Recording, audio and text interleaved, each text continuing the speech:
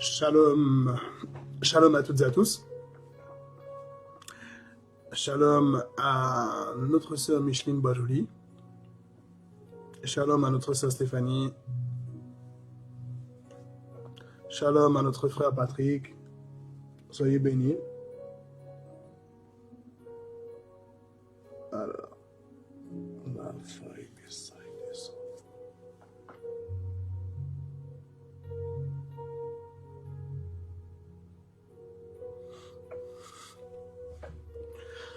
Shalom à notre papa Jonas. Shalom à notre sœur Sheila Paya.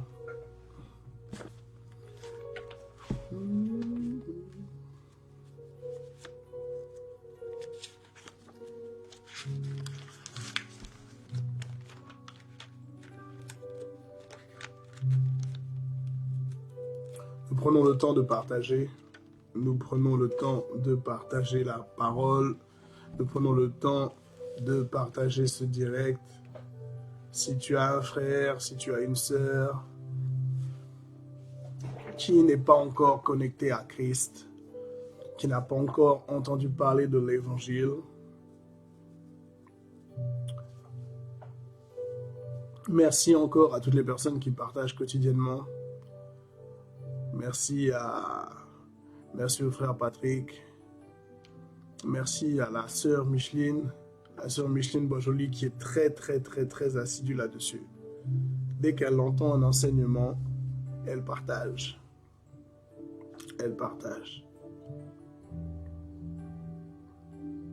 Soyez vraiment bénis pour cette attitude et cet acte. Il y a tellement de formes tellement de formes existentielles d'évangélisation que juste le partage, c'est une stratégie parmi tant d'autres.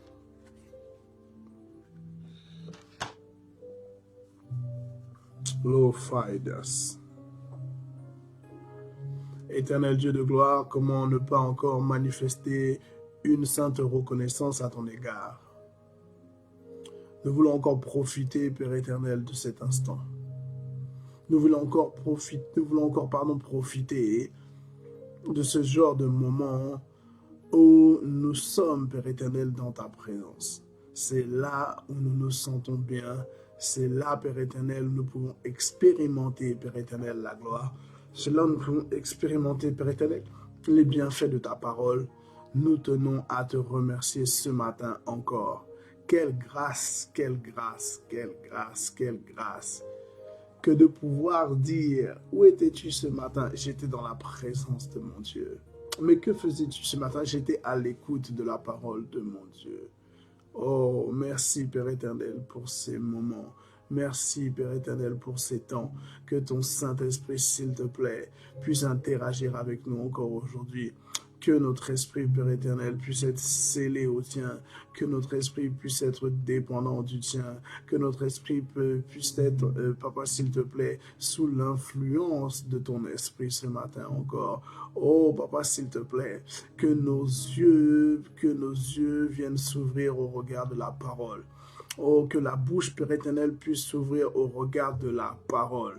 Oh, Père éternel, que les oreilles puissent s'ouvrir, Papa, au contact de la parole. Oh, s'il te plaît, oh, s'il te plaît, oh, s'il te plaît. Ce matin encore, Père, j'ai besoin de toi. Ce matin encore, Père éternel, je me réjouis dans la présence de mon Dieu. Ce matin encore, je me réjouis lorsque l'on me dit, allons, allons dans la maison de l'Éternel. Je me réjouis, Père éternel, lorsque les frères et sœurs sont connectés et que nous sommes connectés d'une même pensée et que nous sommes connectés d'un même but et que nous sommes connectés, Père éternel, pour un même projet. Oh, le projet de te plaire, le projet de te satisfaire, le projet de faire ta volonté, le projet, Père éternel, de se rapprocher de ton cœur, le projet, Père éternel, est d'entrer en profondeur dans la parole, le projet éternel, Dieu de gloire, est de goûter à la révélation de ta pensée. Le projet éternel, Dieu de gloire, c'est de semer pour le royaume. Le projet, Père éternel, c'est que la semence puisse porter du fruit dans le nom de Jésus.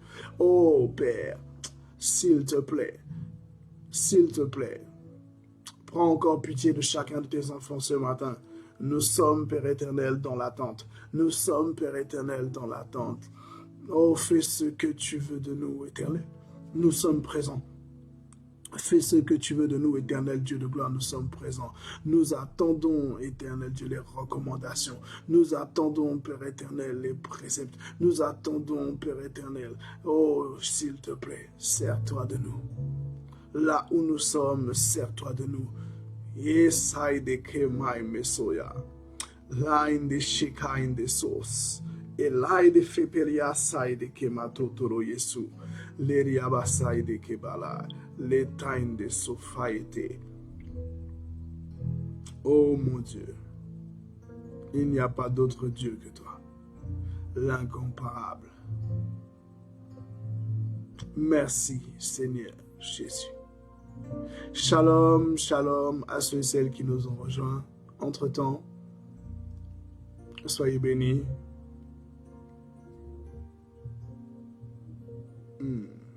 Oh, Jésus-Christ de Nazareth. Alors, c'est vrai que je ne vous avais pas encore donné un peu la trame sur ce thème.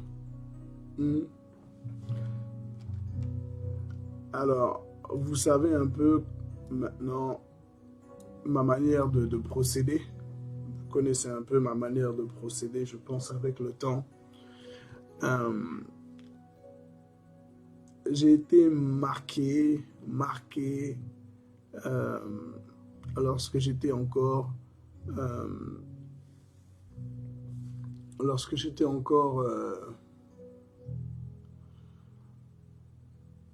sous l'autorité d'un autre oin. Je ne sais pas si je peux le formuler comme cela, mais celui qui m'a formé, donc mon pasteur précédent, là où j'étais avant d'être au centre de la parole chez Kina, il avait une particularité qui m'a marqué. Une particularité qui a marqué, je pense, mon ministère.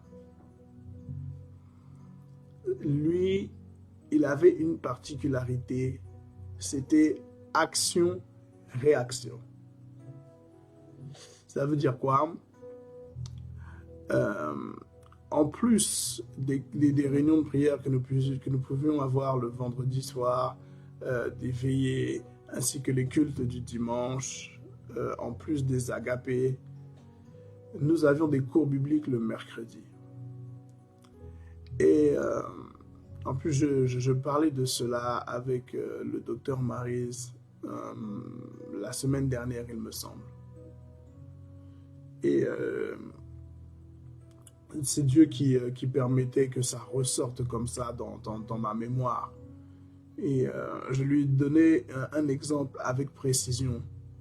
Je lui disais, je ne sais pas si tu te souviens, une fois, lors d'un cours, un mercredi, il avait donné des cours sur les différents ministères et il avait donné des cours sur le ministère de l'évangéliste. Et dans le cours qu'il a donné, donc il a bien développé et tout, ce qui était la différence, la nuance entre un évangéliste et un évangélique. Il détaille au regard de la parole, etc. Il développe bien. Et arrive un moment où il dit, bon, maintenant, vous faites des groupes de 3 personnes. Et dans chaque groupe, vous désignez un évangéliste. Et le but maintenant, c'est que l'évangéliste cherche à gagner les âmes que vous êtes. Ça veut dire quoi? Il a enseigné pendant, je dis une bêtise, hein, il a enseigné pendant 2h30. Et une fois qu'il a terminé l'enseignement, la mise en pratique de l'enseignement aussitôt. Action, réaction. Tu as enseigné, d'accord, on met en pratique. Et c'est quelque chose qui a marqué ma façon de penser dans le spirituel. Et forcément, si ça me marque dans le spirituel, ça a un impact dans ce que je fais dans ma vie de tous les jours. C'est-à-dire que même dans ma manière d'éduquer mes enfants, genre, je peux enseigner des choses, hein, en expliquant les choses, en détaillant les choses, mais une fois que c'est détaillé, on met en pratique. On met en pratique. Pourquoi je vous raconte cela? Là, nous sommes dans notre thème de la repentance, la porte de la repentance. Amen. Et nous sommes donc sur 2 semaines, là, sur 2 semaines d'enseignement. Une fois que l'enseignement est terminé, nous allons mettre en pratique l'enseignement. Donc, tout ce que nous voyons depuis le début, amen, sur ce qu'est la repentance, une fois que le thème est terminé, nous allons rentrer dans une phase de mise en pratique. Et la mise en pratique se fera également sur 1 semaine entière. Et la mise en pratique se fera au travers d'un jeûne,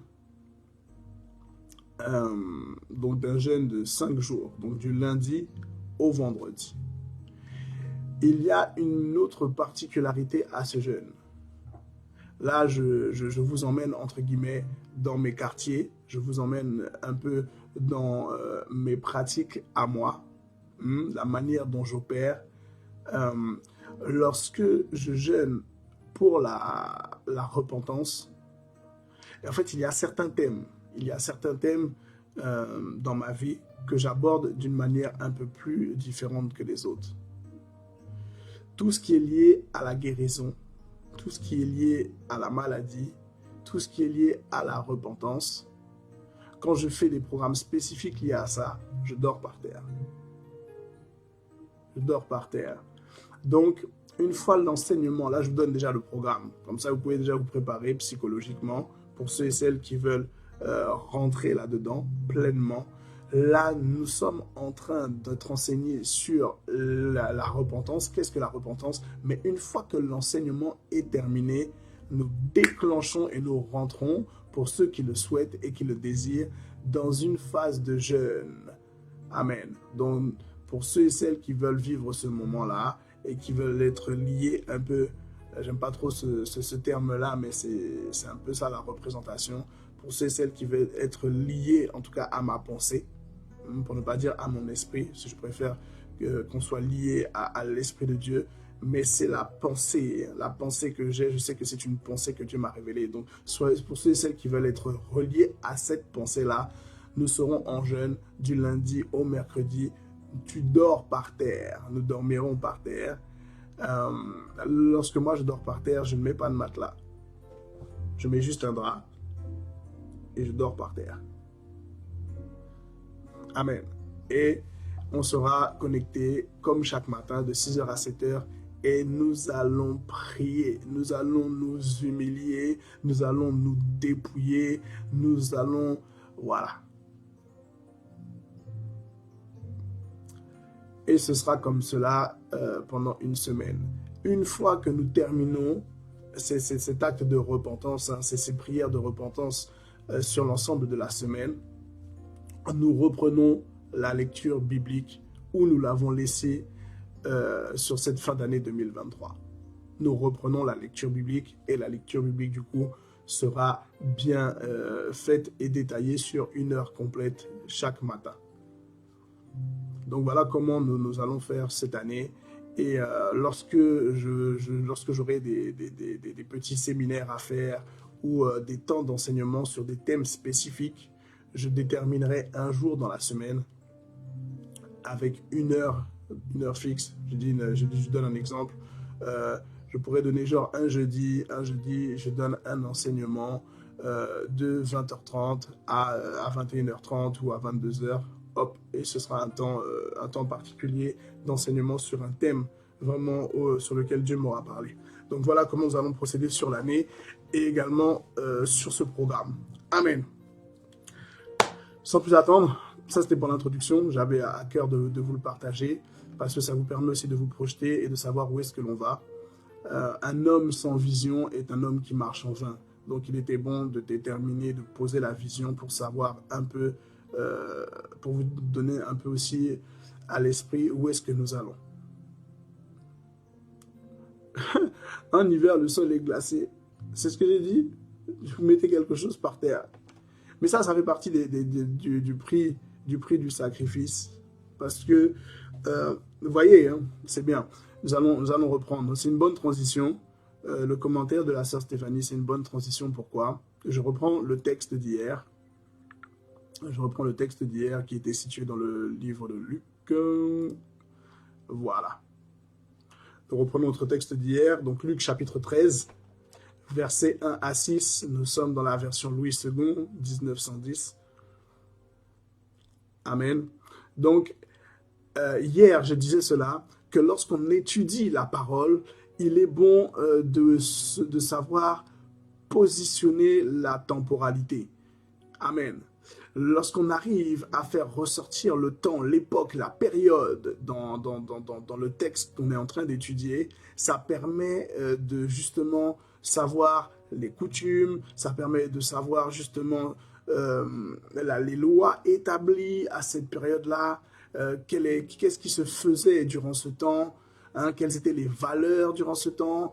Donc là, on parlait de cette parabole, hein, de cette parabole du vigneron avec le figuier. Nous parlions de cela.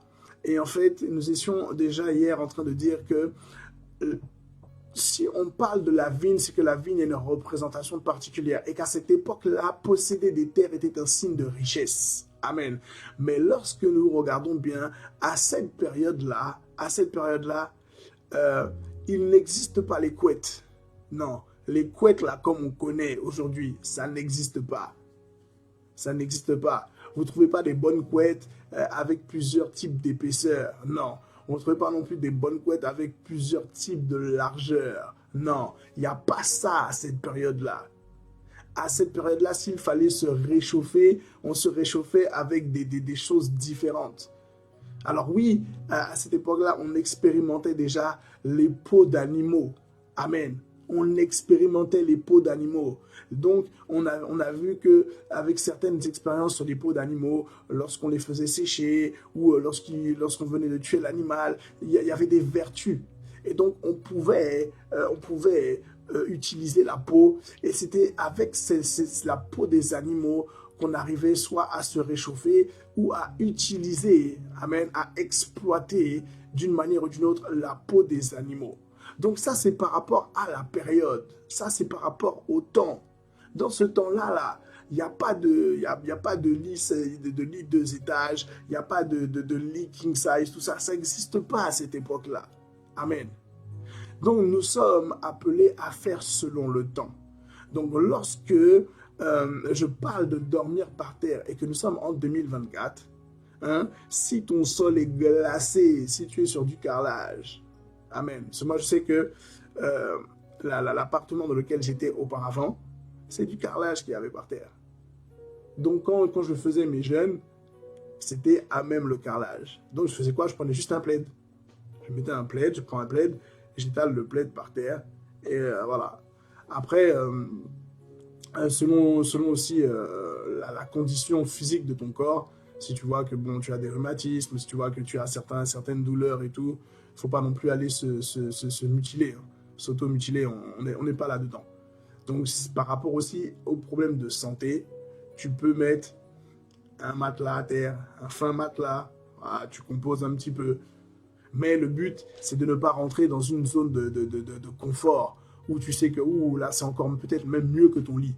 Non, tu peux mettre un matelas, un petit matelas, mais le but, c'est pas d'aller chercher le meilleur des conforts. Non, on se réduit au minimum. On sort de la zone de confort pour rentrer dans une zone un peu qui nous indispose physiquement. Hein, lorsque tu commences à devenir un peu indisposé physiquement, lorsque tu commences à diminuer un peu physiquement, ça veut dire que nous sommes en train de faire du mal à la chair. Et lorsque nous commençons à retrancher la chair, nous commençons à laisser palper l'esprit. Celui qui fait diminuer sa chair est celui qui monte en esprit. Lorsque nous commençons à jeûner, nous commençons à nous dépouiller, nous nous retranchons privons des aliments, nous nous retranchons de l'eau. Et qu'est-ce que le corps fait? Le corps n'a plus l'habitude d'être privé des aliments. Le corps n'a pas l'habitude d'être privé de l'eau. Il a l'habitude de s'entretenir avec l'eau. Il a l'habitude de s'entretenir avec le pain. Il a l'habitude de s'entretenir avec la nourriture. Amen. Donc, qu'est-ce que nous voyons là au travers de cette comparaison-là? Nous emmenons ça dans le spirituel. C'est-à-dire que pendant 5 jours de jeûne, le corps n'est plus habitué à manger le pain physique, mais pendant ces 5 jours-là, le corps va s'habituer à manger le pain spirituel. Donne-nous notre pain de chaque jour. Amen. Et nous n'allons plus seulement boire l'eau, mais nous allons commencer à boire la parole de l'Éternel. Nous allons commencer à aller chercher ce que Dieu doit révéler. Et nous allons boire la parole. Et la parole va devoir nous abreuver. La parole va devoir nous rafraîchir pendant ces 5 jours de jeûne. Amen. Donc, nous reprenons notre texte, Luc 18, verset 1 à 6. Je reprends surtout le passage qui nous intéresse le plus et nous rentrons là où nous nous étions arrêtés hier. Il dit aussi cette parabole. Un homme, lorsque nous décortiquons déjà le texte, nous mettons les protagonistes de côté. Hein? Donc, si on décortique bien, la Bible dit cela. Un homme avait un figuier, donc on parle d'un homme. Il avait quoi? Un figuier planté dans sa vigne. Donc, c'est planté où? Donc, le où? Dans la vigne. Il vint pour y chercher du fruit et il n'en trouva point. Amen. Donc là, quand on lit cela, on connaît déjà l'objectif. Qu'est-ce qu'il fait là? Le pourquoi. Amen. Pourquoi? Parce qu'il cherche du fruit. Conséquence, il n'en trouve point. Alors il dit au vigneron, donc un troisième protagoniste, un homme, un figuier, un vigneron. Voilà 3 ans. Hop, là on commence à parler du temps. Donc on sait que là, à cette période de l'année, on parle de, à cette période-là, à cette époque, pardon, on parle des vignes.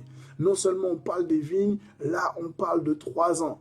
Amen. Alors il dit au vigneron, voilà 3 ans que je viens chercher du fruit à ce figuier. Il reprend la cause. Donc il dit, hein, ça fait 3 années que je viens chercher le fruit.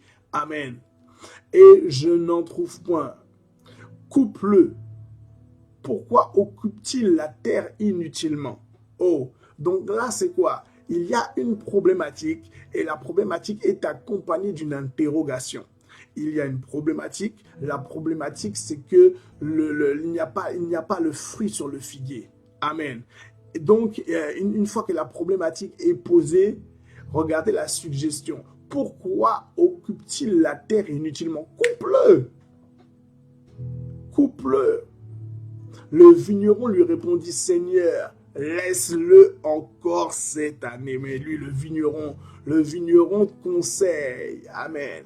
Et il dit quoi? Je creuserai tout autour et j'y mettrai du fumier. Oh là là. Peut-être à l'avenir donnera-t-il du fruit. Sinon, tu le couperas. Amen. Donc, hier, je vous ai posé un peu cette question-là, afin de pouvoir sonder aussi la pensée de chacun, de pouvoir connaître l'approche de chacun, le raisonnement de chacun. Amen. Et vous avez tous un peu donné votre avis, ceux qui ont pris, entre guillemets, la parole, en tout cas ceux qui ont pu le relater par écrit. Nous avions dit quoi? Petit A. Le petit A d'hier, c'était quoi? Établir un constat de la situation. Amen. Établir un constat de la situation. Donc, cet homme-là, hein, c'est le propriétaire de la vigne et du figuier. Lui, il vient. Et lorsqu'il vient, son constat, c'est quoi? Il n'y a pas de fruits. Amen.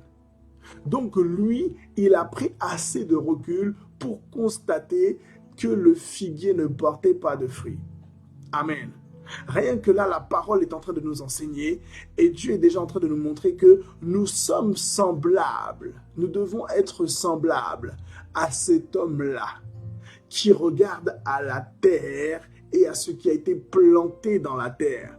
Ma première question lorsque je lis cela, c'est de me dire, oh mon Dieu, qu'est-ce qui a été planté dans ma vie? Là, il vient Et il est conscient, il a la connaissance de ce qu'il a planté. C'est-à-dire, lorsqu'il vient, il sait qu'il doit trouver le figuier. Et dans sa tête, il sait que le figuier doit porter du fruit, donc il doit voir le fruit. Amen.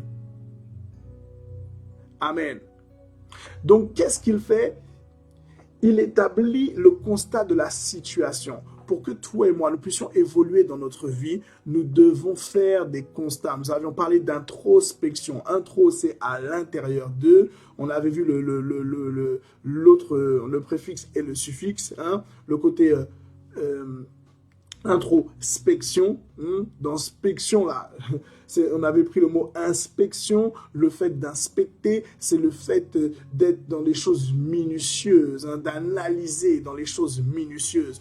Donc, nous sommes appelés à faire une introspection, à nous examiner minutieusement. Examinons l'état de notre terre minutieusement. Qu'est-ce qui a été planté dans ta vie? Qu'est-ce qui a été planté dans ma vie? Et quels sont les fruits qui en ressortent?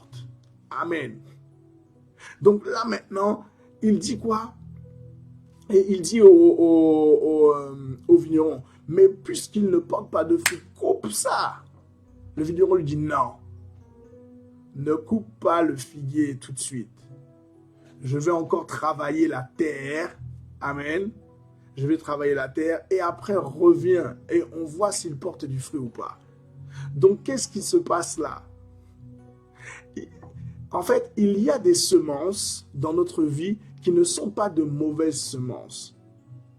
Mais elles ne peuvent pas porter du fruit parce que la terre n'est pas bien entretenue. Amen. Ce qui fait que le figuier ne donne pas de fruits. Ce n'est pas parce que le figuier, à ce moment-là, est un arbre qui a été, comment dire ça, que l'arbre a été mal entretenu, que c'est la faute de l'arbre parce qu'il ne porte pas de fruits. Non, non. L'arbre a rempli son rôle. L'arbre a rempli son rôle. Mais il y a quelque chose qui empêche l'arbre de remplir pleinement son rôle. Parfois, dans notre vie, il y a des blocages. Il y a des blocages qui nous empêchent, amen, de porter réellement le fruit. Je prends un exemple. L'enseignement d'aujourd'hui, la porte de la repentance, elle est semblable à une semence. Lorsque tu l'écoutes, nous parlons de la parole de Dieu. Amen. Donc, lorsque la parole vient, parce que tu l'écoutes, il faut savoir ce qu'elle devient. Est-ce que l'esprit est bien disposé? Et si l'esprit est bien disposé, le cœur est bien disposé, ça veut dire que lorsque j'entends parler de l'enseignement de la porte de la repentance, ça me fait du bien. Et le fait que ça me fasse du bien, ça peut m'emmener, m'entraîner à faire de bonnes démarches, à faire de bonnes actions. Amen.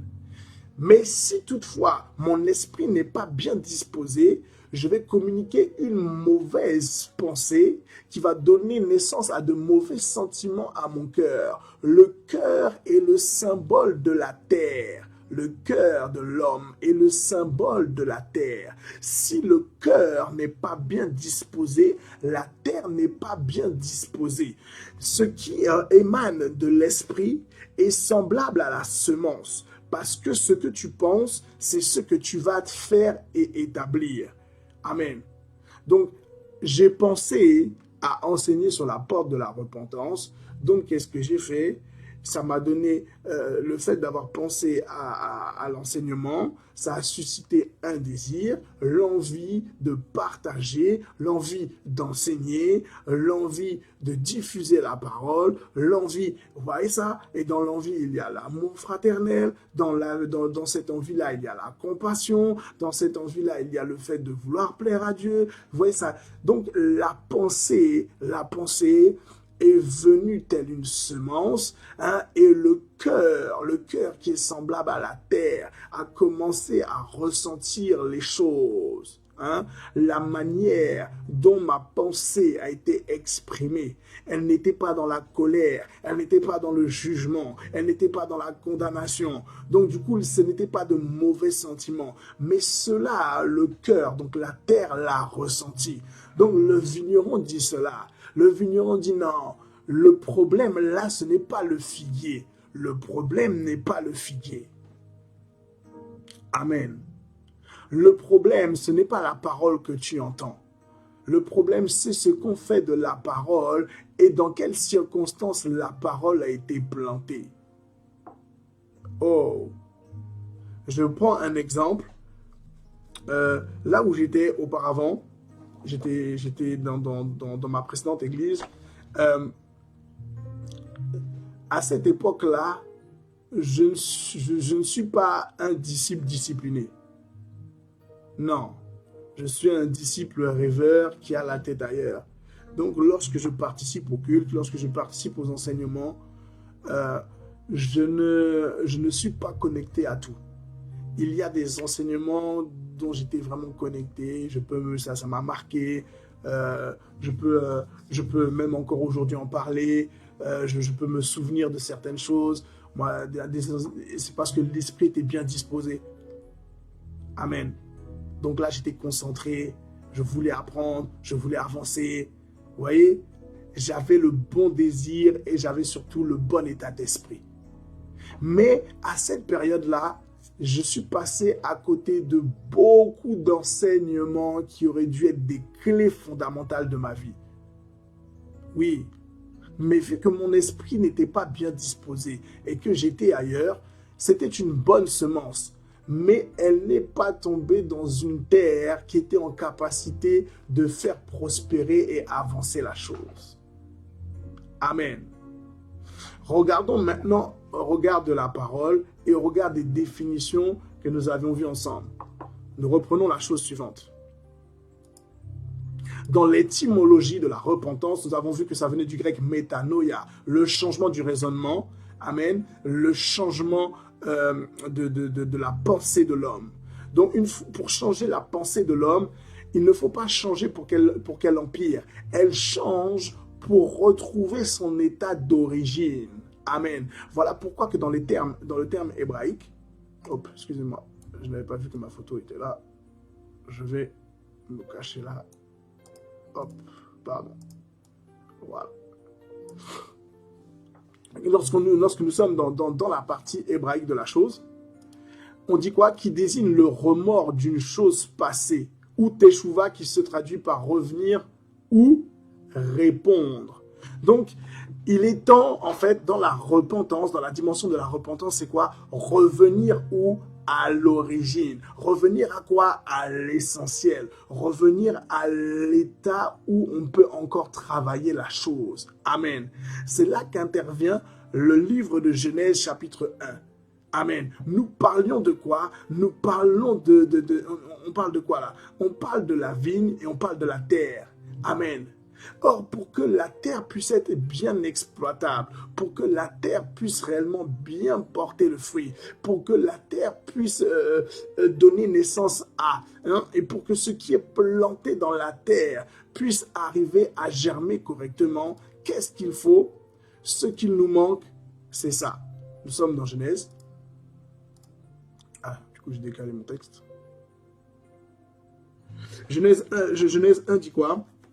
La terre, alors au commencement, Dieu créa les cieux et la terre. Amen. Dieu créa les cieux et la terre. La terre était quoi? Informe et vide. Amen. On s'arrête juste ici. On s'arrête juste là. Dieu déjà est en train de parler et Dieu déjà est en train de nous révéler les choses. Hop, je remets bien mon texte que j'avais mal positionné. Ok. Hop, et je me remets en tout petit là-bas. Amen. Donc, qu'est-ce qui se passe là? Pour que la terre, amen, puisse porter du fruit, nous devons retourner aux bases fondamentales. Dans les fondamentaux que Dieu enseigne depuis la Genèse, il dit quoi? Premier point, au commencement, donc nous sommes bien à la Genèse, Dieu créa quoi? Les cieux et la terre. Vous voyez déjà que dans un premier temps, il y a une loi qui est établie. Il y a une loi qui est établie. Et dans la loi qui est établie, la terre ne vient pas en premier. La terre vient en second. Amen. Dieu, au commencement, Dieu créa quoi? Les cieux d'abord et la terre ensuite. Amen. Pourquoi on commence comme cela? C'est une manière de déclarer que déjà la terre, peu importe laquelle soit-elle, elle est dépendante des cieux. Amen. Donc vous pouvez marquer cela. La terre est dépendante des cieux. Oui, la terre est dépendante des cieux. Lorsqu'on parle de dépendance, on parle d'assujettissement. Donc la terre est assujettie aux cieux. Dans le ciel, là, dans les plusieurs ciels que Dieu a établis. Lorsqu'on parle des cieux, ça veut dire qu'il y a plusieurs ciels. Mais dans ce que Dieu a établi dans les cieux, il y a quelque chose qui réside là-haut. Dans les cieux, il y a une autorité qui réside là-haut. Dans les cieux, il y a une loi qui réside là-haut. Et la terre est assujettie aux lois qui sont placées dans les cieux. Amen. Donc, pour que le figuier puisse porter du fruit, tout ne se réfère pas seulement à lui. Tout ne dépend pas que de la semence. Le figuier peut être une bonne semence, mais pour que le figuier puisse grandir, pour que le figuier puisse porter du fruit, il est d'abord assujetti, non pas à la terre, mais il est assujetti aux cieux. Amen. Maintenant, le ciel est la représentation de la bouche de Dieu. Parce que la parole nous enseigne que le ciel peut s'ouvrir et se fermer. Lorsque nous parlons du ciel d'airain, lorsque nous parlons des écluses des cieux, nous parlons d'un ciel qui est fermé. Regardez, du temps de Noé. Du temps de Noé, la Bible déclare cela, que lorsque le déluge s'est mis à descendre, le ciel était ouvert. Amen. Mais une fois que le déluge s'est arrêté, le ciel était fermé. Amen. Oh mon Dieu. Donc, toi et moi, si notre cœur est le symbole de la terre, notre cœur est dépendant de ce qui se passe et de ce qui se déclare dans les cieux. Oh Jésus-Christ de Nazareth, tu peux recevoir toute la semence que tu veux, la plus belle des semences. Amen. Si tu veux que cette semence-là puisse porter du fruit, il faut que la semence soit reliée aux cieux. Voilà pourquoi nous avons dit que la repentance est mentionnée dans seulement 2 domaines. On parle de repentance uniquement dans la royauté et dans la divinité. Amen. Dans la royauté et dans la divinité. Donc, quelqu'un qui cherche à rentrer dans la dimension de la repentance, c'est quelqu'un qui doit être lié à la royauté, amen, ou à la divinité. Or, la Bible enseigne que Dieu est souverainement élevé sur son trône. Amen. Donc, s'il y a un trône, c'est qu'il y a un roi. La Bible nous enseigne qu'il est quoi? Le roi des rois. C'est-à-dire parmi tous les rois qui puissent exister dans le spirituel comme dans le physique, il y a un roi supérieur à cela. Et ce roi-là réside dans les cieux. Donc, quelqu'un qui veut rentrer dans la repentance, quelqu'un qui veut rentrer dans une démarche de repentance, il est obligatoirement lié à la spiritualité. Amen. Et je bénis l'Éternel parce que hier, Dieu m'a permis de reprendre contact avec quelqu'un. Alors, ça s'est fait indépendamment de ma volonté, ça s'est fait comme cela. Et lorsque je prends des nouvelles de la personne, je m'étais arrêté à un stade dans sa vie il y a quelques temps. Il était en instance de divorce. Et je pensais que sa situation avait évolué. Donc je prends de ses nouvelles et il m'explique qu'en fait, la situation n'a pas évolué et qu'il est toujours au même point. Et dans ce qu'il m'explique, je vois moi le côté spirituel de la chose. Je lui dis parfois c'est vrai que on a l'impression de se battre contre soi-même, que rien n'avance. C'est un peu comme vents et marées, vous voyez ça? Et moi, je vois le thème dans lequel nous sommes. Si on a appelé ça la porte de la repentance, c'est parce que la repentance donne accès à certaines choses. Nous avons vu que dans le domaine de la royauté, hein, pour accéder à la repentance, il fallait supplier le roi. Il fallait supplier le roi. Si tu as fait quelque chose de pas bon, hein, tu vas présenter tes excuses, mais le roi te dit en gros, ne recommence plus jamais la chose. Donc toi, tu vas t'engager à ne plus recommencer, à ne plus revenir sur la faute commise, mais à revenir à ton état d'odeur de sainteté. Amen. Donc, moi, j'entends tout ce qu'il me dit. Et je me dis, bon, c'est vrai que dans la partie divorce, il y a toujours des problèmes entre les deux parties. Et peut-être que, voilà, pour que le divorce se passe bien, il y a peut-être l'absence d'une repentance. Et il me dit, non, non, non, Damien et tout, j'ai déjà fait tout ça.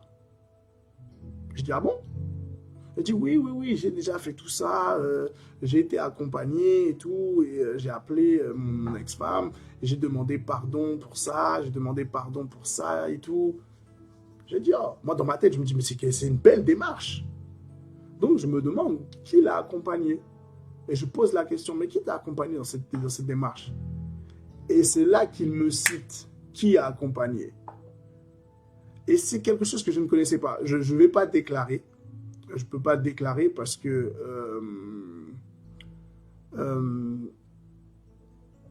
il y a des choses qu'on ne peut pas déclarer dans les directs pour pas faire de polémique et pour pas non plus... enfin bref, vous connaissez déjà un peu comment ça se passe sur les réseaux. Il y a des choses qui ne sont pas bonnes à dire. Mais je ne savais pas qu'il y avait des organismes qui accompagnent l'être humain dans ce type de démarche. Donc c'est tout un processus où il t'emmène, donc c'est quelque chose que tu payes et tout, on t'emmène à faire une retraite. Donc lui, il a fait une belle retraite hein, en République dominicaine. J'étais sur le site et tout, j'ai été regarder comment ça se passe. Donc il y a une retraite, on part en retraite et tout, il y a un travail de fond qui est fait, où on t'explique certaines choses, et puis on te donne accès également, moi je reprends les termes cités, après tu as accès à des chamans. Je dis ok, donc pourquoi je vous parle de cela? Si la repentance est liée à la spiritualité, dans la dimension de la repentance, dans la signification de la repentance, c'est le fait de retourner à l'origine. À l'origine, les chamans n'existaient pas. À l'origine, les sorciers n'existaient pas. À l'origine, les marabouts n'existaient pas. À l'origine, les voyants n'existaient pas. À l'origine, les marionnettistes n'existaient pas. À l'origine, les diseuses de bonne aventure n'existaient pas. À l'origine, les pasteurs n'existaient pas. À l'origine, les évangélistes et les apôtres n'existaient pas. Mais à l'origine, Dieu existait. Le Dieu de la Bible existait. Amen. Le Dieu là, de Jésus-Christ de Nazareth, existait. Ce Dieu tripartite que nous voyons en trois entités distinctes au travers du Saint-Esprit et du Fils qui est appelé Jésus-Christ. Lui, il est là depuis l'origine. Donc, dans les démarches que nous sommes appelés à faire, nous ne sommes pas appelés à nous engager dans des organismes, à nous engager je ne sais pas où, avec je ne sais qui, mais nous sommes appelés à nous engager avec le Très-Haut. Nous sommes appelés à nous engager avec Jésus-Christ. Parce que toutes ces personnes-là, hein, Tu ne sors pas d'un joug pour retomber sous un joug. Amen. Tu ne quittes... C'est comme si je prends le figuier, je le déracine et je le mets dans une autre terre. Et peut-être que la terre dans laquelle je vais mettre le figuier, il n'y aura que des pierres dedans. Ça veut dire quoi? On ne sait jamais où est-ce que l'état de l'herbe, est-ce que l'herbe sera plus verte ailleurs? Est-ce que l'herbe sera plus verdoyante ailleurs? Non, on prend l'étymologie de la repentance, qui est le fait de changer de raisonnement et de revenir à, c'est répondre à l'appel de. Le premier appel, la première voix qui a été déclarée, la première parole déclarée, elle vient d'où? Le premier son qui a été déclaré, il vient d'où? La première information que tu as reçue, elle vient d'où? Elle vient du au commencement Dieu. Au commencement Dieu. Il n'y a pas écrit au commencement l'homme. Il n'y a pas écrit au commencement le charlatan. Il n'y a pas écrit au commencement le pasteur. Non, il y a écrit au commencement Dieu. Et Dieu est le pasteur des pasteurs, l'apôtre des apôtres, l'évangéliste des évangélistes, le prophète des prophètes. C'est lui l'enseignant par excellence. Ça veut dire quoi? Le vigneron, c'est lui. Le vigneron, c'est lui. Et regardez le conseil qu'il donne. C'est spirituel. L'homme, le propriétaire de la terre, dit, il faut couper. Et le vigneron dit quoi? Ne coupe pas encore. Aïe, aïe, aïe. Parce que tu as patienté 3 ans. Mais regardez bien ce que la parole déclare. Il fallait attendre les 3 ans. Parce que si tu retournes à l'origine, la première année, le premier jour, Dieu n'était pas dans cette création-là. Le deuxième jour, Dieu n'était pas dans cette création-là. Mais le 3e jour, oh, regardez ce que la parole déclare. Et le 3e jour, Dieu appela le sec terre. Il appela l'amas des eaux mer. Dieu vit que cela était bon. Nous continuons, ça c'était le 2e jour. Et le 3e jour, puis Dieu dit que la terre produise, aïe aïe aïe, que la terre produise de la verdure, de l'herbe portant de la semence, des arbres fruitiers, tel le figuier, donnant du fruit selon leur espèce et ayant en eux leur semence sur la terre. Et cela fut ainsi. La terre produisit de la verdure, de l'herbe pendant la semence selon son espèce, et des arbres donnant du fruit, ayant en eux leur semence selon leur espèce. Dieu vit que cela était bon. Ainsi, il y eut un soir, il y eut un matin, et ce fut quoi? Le 3e jour. Il était normal que pendant les 3 ans, les 3 premières années, que le figuier ne porte pas de fruits. Ce n'était pas encore le temps établi selon la révélation de la Genèse. Voilà pourquoi il est bon dans l'étude biblique de décortiquer et de saisir les périodes et la temporalité. Amen. Dieu est en train d'enseigner quoi? Regardez cette petite phrase, ce petit verset qui dit la terre produisit donnant du fruit, semence. Allez, ça vient de m'interpeller. Voilà. Des arbres fruitiers donnant du fruit selon leur espèce et ayant en eux leur semence sur la terre. Amen. Or, nous voyons quoi? Quand nous repartons dans Genèse 1, au commencement, Dieu créa les cieux et la terre. La terre était quoi? Informe et vide. Amen. Ça veut dire quoi? Ça veut dire que pour que la semence, pour que la dimension là du chiffre 3 puisse apparaître, pour que le 3e jour, pour donner du fruit puisse apparaître, il fallait avant tout que la terre soit informe et vide. Donc pour que toi et moi, nous puissions rentrer dans un système de repentance où nous devons changer de raisonnement, où nous devons changer la mentalité de la nature de l'homme, nous devons revenir au stade de l'informe et vide. C'est au moment où nous sommes dans l'informe et vide que la repentance peut opérer pleinement et puissamment. Tu peux demander pardon, oui. Tu demandes pardon à Dieu pour tes fautes. Tu peux demander à Dieu pour ton écart de conduite. Tu peux demander pardon à Dieu pour toute faute commise, pour tout écart de conduite, pour toute chose que tu as pu faire qui est attristé Dieu. Oui, mais lorsque nous commençons à rentrer dans l'engrenage, la répétition des mêmes fautes, nous ne sommes plus dans le péché, nous sommes dans l'iniquité. Et lorsque tu rentres dans l'iniquité, demander pardon ne suffit pas. Il faut casser le cycle qui a été établi, le cycle du recommencement du même péché. péché, le cycle du recommencement de la même chose, la même bêtise, le même mensonge, les mêmes actes. Tu avais arrêté, tu as repris, tu as recommencé. Et à chaque fois que tu recommences, c'est quoi? Tu t'enfonces encore plus parce que la terre n'était pas bonne. Donc tu t'enracines dans une terre qui est envenimée, une terre qui a été entachée. Pourquoi nous revenons à l'origine? Parce que à l'origine, Adam n'avait pas encore péché. Donc la terre, à ce moment-là, n'a pas encore été maudite par Dieu. Amen. Donc, rentrer dans la dimension de la repentance, c'est accepter de dire à Dieu, il faut retrancher et retravailler la terre que je suis. Je dois retourner à l'informe et vide. Je dois retourner au commencement parce que à l'informe et vide, la terre n'est pas entachée par le péché de l'homme. Oh Jésus-Christ. Donc, le petit B, c'est reconnaître, accepter et reconnaître les mauvaises décisions prises dans le passé. Petit C, revenir à l'état originel.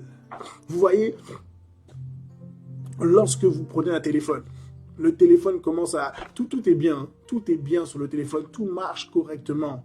Jusqu'au moment où on te dit, télécharge l'application là-bas, va sur le site là-bas, il y a un truc là-bas sur Internet, va là-bas. Qu'est-ce que tu fais? La page là qu'on t'a donnée pour aller sur Internet, pour aller regarder une dernière bêtise, une dernière vidéo, elle est polluée. Il y a quelque chose qui rentre dans ton téléphone. Et après, le téléphone est détraqué. Donc, ta seule solution pour que le téléphone puisse retrouver ses fonctions ses fonctionnalités d'origine, on te dit quoi? Paramétrage par défaut. Reviens au paramétrage d'usine.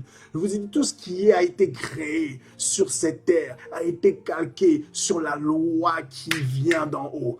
La loi qui vient d'en haut. Il y a une loi qui réside dans les cieux. Le diable a détourné cela. Mais lorsque nous regardons bien, nous sommes associés tous les jours aux lois d'en haut. Nous sommes appelés à faire un reset. Nous sommes appelés à revenir en paramétrage par défaut. Nous sommes appelés à revenir au paramétrage d'usine. Le paramétrage d'usine, c'est là où tu as été confectionné. C'est là où on a repris les pièces par pièce, où on a commencé à composer la chose. Ça veut dire que toi et moi, on doit revenir du temps où il n'y a plus rien. Est-ce que vous voyez ça? Tu prends un téléphone, tu prends une tablette, tu prends une machine, tu prends un ordinateur. Partout sur cette terre, dès qu'il y a un dysfonctionnement, on te dit quoi? Revenir à l'origine, revenir au paramétrage d'usine, revenir aux paramètres par défaut. Aux paramètres par défaut, la terre était informe et vide. Aux paramètres par défaut, l'homme était revêtu du manteau de gloire. Aux paramètres par défaut, l'homme était sensible qu'à une seule voix, pas la voix du serpent, mais la voix du Tout-Puissant, la voix du Créateur. Oh, à cette période-là, la terre était informe et vide, mais elle recevait la parole. Elle recevait ce qui sortait de la bouche des cieux. Or, ce qui sortait de la bouche des cieux, c'est la parole de Dieu. Dieu pense et Dieu libère la parole. C'est la semence qui vient impacter la terre informe et vide. Oh, amen. Est-ce que nous sommes ensemble? Jésus-Christ. Amen. Il est 7 heures. Je vais m'arrêter là. Je m'arrête ici pour aujourd'hui.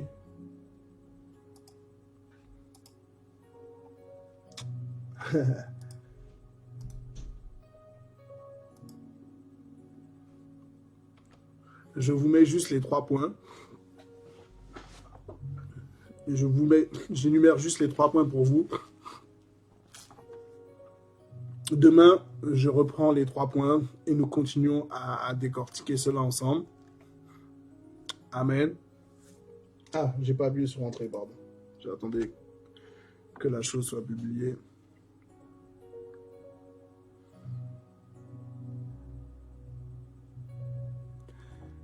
Voilà. Donc, les 3 points fondamentaux qu'il faut retenir, je vais reprendre surtout le point B et le point C demain.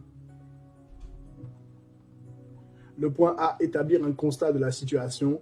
Le point B, accepter et reconnaître les mauvaises décisions prises dans le passé.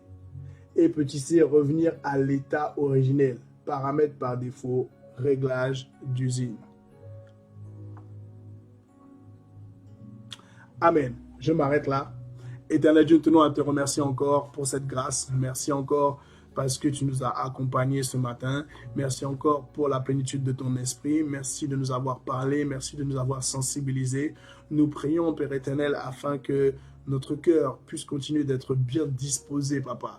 Nous avons besoin de repentance. Nous avons besoin de cela. Nous avons besoin de rentrer dans cette porte qui est, comment je peux dire ça, une porte prophétique qui doit vraiment nous donner un accès particulier dans notre vie.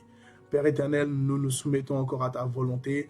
Nous nous assujettissons encore, Père éternel, à ta puissance, à ta divinité, éternel Dieu de gloire, et à ta grâce. Aujourd'hui encore, Papa, dans le nom de Jésus-Christ de Nazareth. Amen. Je vous souhaite une excellente journée et on se retrouve demain matin, même heure. Shalom.